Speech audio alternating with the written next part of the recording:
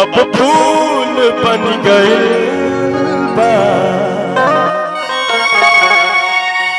खुशबू से भरल दहिया।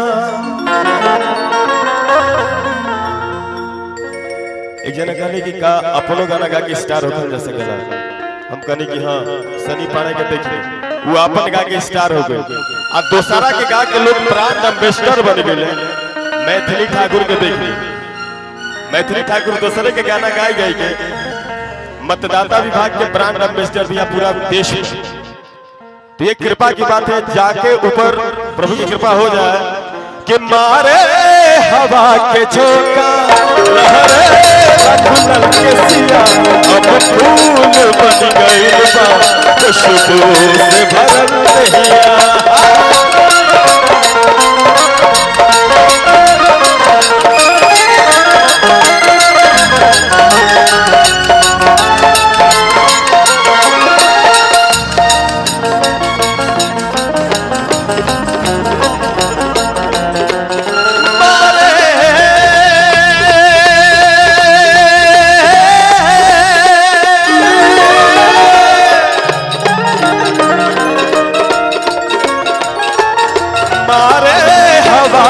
झोंका लहरे दुल्हन के सिया अब फूल बन गइल बा खुशबू से भरल दहिया।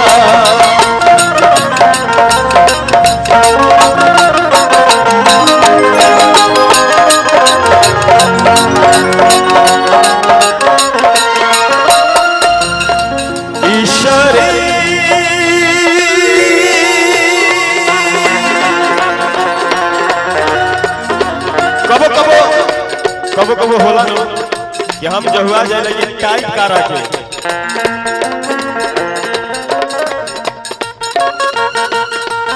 मारे हवा के झोंका लहरे दुल्हन के सिया अब फूल बन गइल बा खुशबू से भरल दहिया।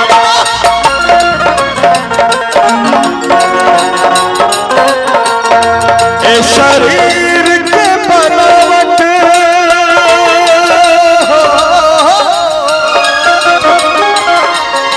शरीर के बनावट बिजली गिरा रहा शरीर के बनावट हर बिजली गिरा रहा लागे की जैसे खेतवा में सरसों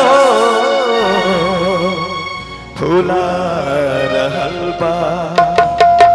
ये देखिए छोट भाई विशाल जी बहुत स्नेह बहुत बहुत धन्यवाद। हमारा ये पकड़े आज लेना है कि हम नोट पकड़ी कैसे कि मारे हवा के झोंका लहरे दुल्हन के सिया अब फूल बन गइल बा खुशबू से भरल दहिया।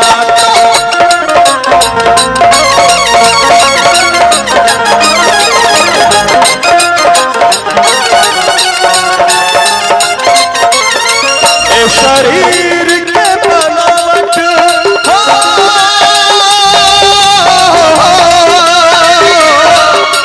शरीर के बनावट बिजली गिरा रहा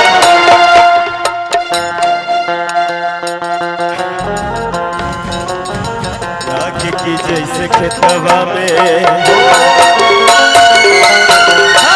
लागे की जैसे खेतवा में सबको फुला रहल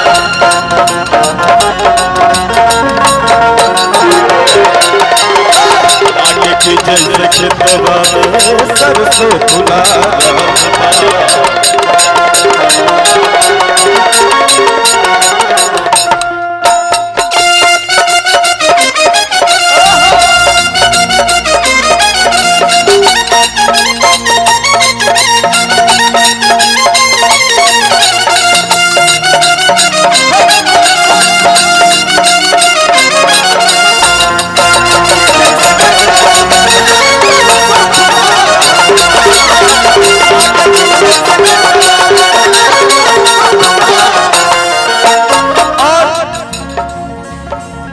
पौआ के तोहरा पायल जब छन से छनक जाला लागे कि जैसे भौरा बगिया में गुनगुनाता।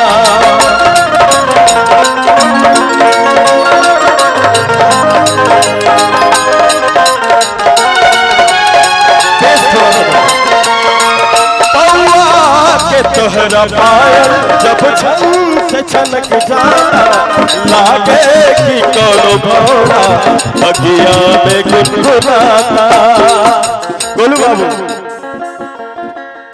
बात प्रेम के होता काहे कि एह दौर में खाली प्रेम बड़ी जरूरी बा, नहीं तो गायको गायिका लोग के हम देखा तनी मंच पर से लड़ाइए करता लोग, एक से एक विवादित बात होता। कहा था ये तो स्टार रहने के लिए ये सब मतलब कि प्रोपेगेंडा है, एक से एक बात पर लड़ जाता रंग से सही में। अद्भुत स्थिति हो गई बा भोजपुरी गीत संगीत के, ऐसा ना होता रहे के साथ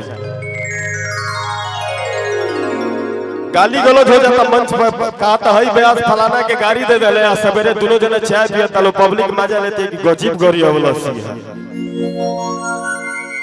लेकिन जौन भी हमनी के आवे वाली पीढ़ी भी ओकरा इहे लागी कि हम दोनों बेसवा गाड़ी गौले सा तो हमनियो के घरे आपस में एक दूसरे के गाड़ी दे दिया तबे ठीक से रह। ऐसा ना हो के चाहिए, गाली गलौज ना, सब लोग प्रेम से रहे। कि ना जाने का हो गइल बाटे सर से चुनरिया सर केला अखियां मिलावे में लागे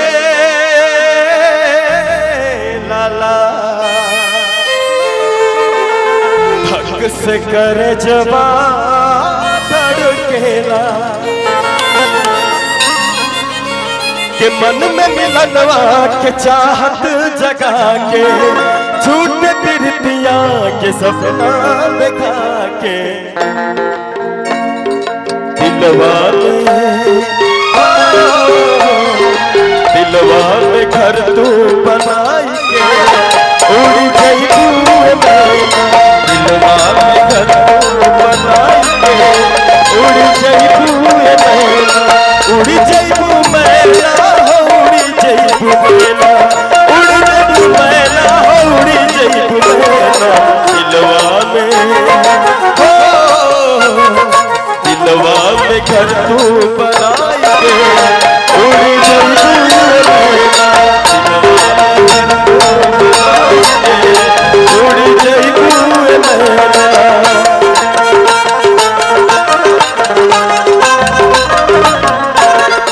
ना जाने काहे गइल बाटे सर से चुनरिया सर केला अखियां मिलावे में लागे लाला हक से कर जवा धड़केला।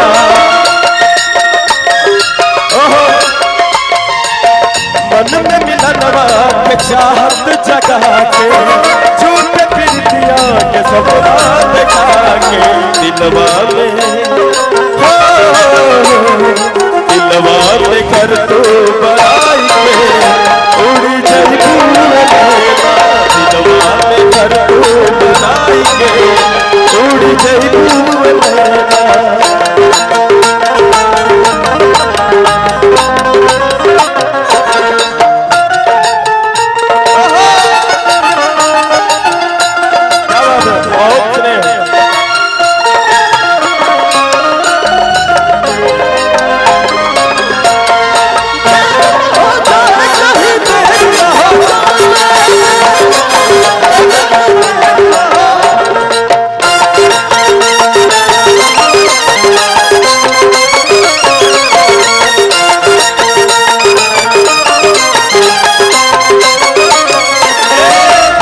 देखिए बहुत रुपया का आशीर्वाद स्नेह मिलल छोट भाई माजिल साहनी रोहित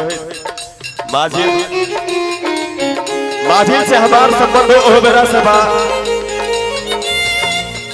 कह दी। और गोरख भैया की तरफ से हजारों हजारों रुपया के स्नेह आशीर्वाद, इरशाद भैया की तरफ से बहुत स्नेह मिलल, बहुत बहुत प्रणाम।